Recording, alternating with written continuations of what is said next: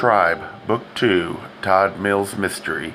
Author, R.D. Zimmerman. Publisher, Scrib Pub, Minneapolis, Minnesota. Narrator, Eric Aust. Chapter 38.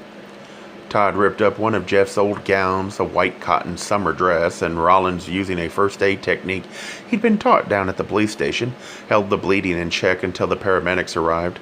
Nevertheless, the loss of blood was extreme, for the bullet had struck Rick just beneath the left shoulder, bending over the wounded man who lay on the floor between a couple of round cocktail tables. Todd first feared that an artery had been pierced. When Rick had trouble breathing a few minutes later, Todd guessed that a lung had been punctured.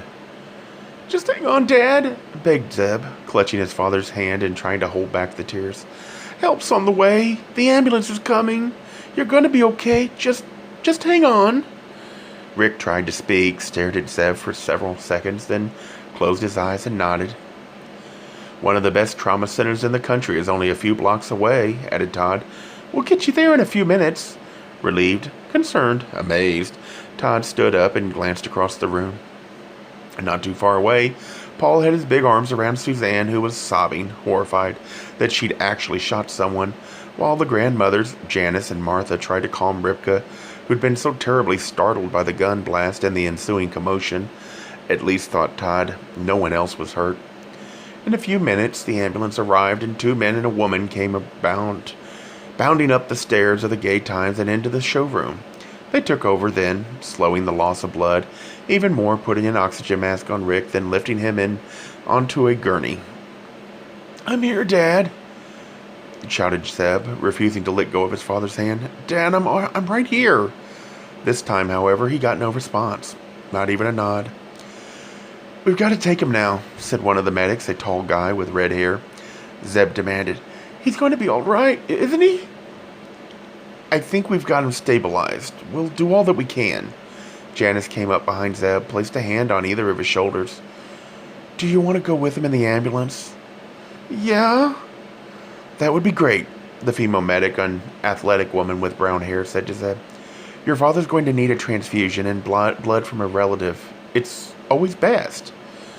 "Sure, but I can't." Todd saw this ripple of panic wash across Zeb's face. Or was it helplessness? "What are you trying to say, Zeb?" asked Todd. I can't give him blood. He's not my birth father. His blood is type O. Mine's AB. Janice, clearly shocked, demanded, "What? How do you know that?" Zeb stated simply, "When Mom told me I was adopted, she gave me a whole file on me. The letter from you and all the legal stuff was in there. Everything, including Mom and Dad's wedding certificate.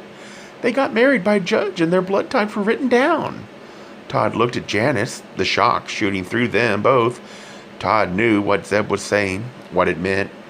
Janice was type A. Rick was O.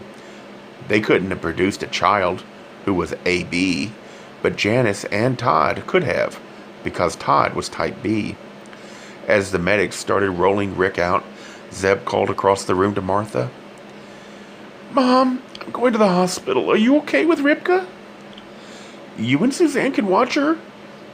"Of course, dear. She'll be fine." Without hesitation, Zeb hurried after the medics and the gurney, but Todd didn't move, nor did Janice. Once Zeb was out of earshot, Todd asked, "If he knows that much, does he know about me?"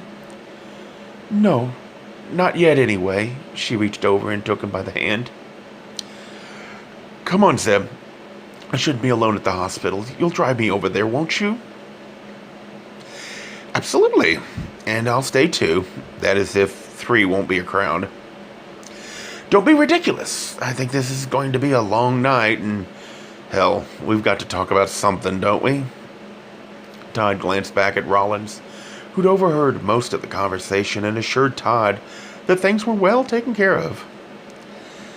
"I had Jeff call the station, so there'll be a couple more cops here in a minute." Rollins grinned. "Hey, good luck, man. I want to hear all about it. I'll be waiting." "You'd better be." Todd reached over, pulled Rollins into his deep embrace, and into his ear whispered, "I'm scared." Gay Mysteries audiobooks.